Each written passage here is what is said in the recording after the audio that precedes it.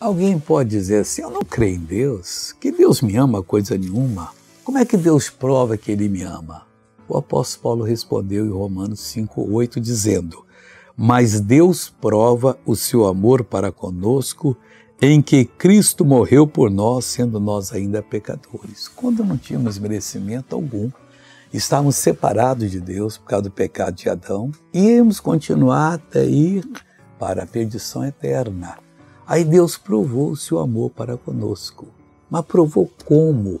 Ele provou o seu amor para conosco em que enviou Cristo Jesus, seu único Filho, para morrer em nosso lugar, sofrer o nosso pecado, levar as nossas doenças e enfermidades e acabar com o castigo que nos traz a paz.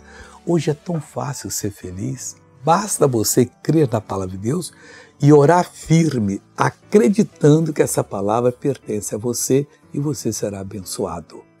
Veja essa pessoa abençoada e eu já volto. Eu tenho uma contratura muscular atrás, eu tinha uma bola aqui há 5 anos. E semana passada eu caí, bati esse joelho e fiquei com uma bola aqui, até pedi para o obreiro. Você era mulher, tinha a bola no joelho, cai de bola no joelho de lá.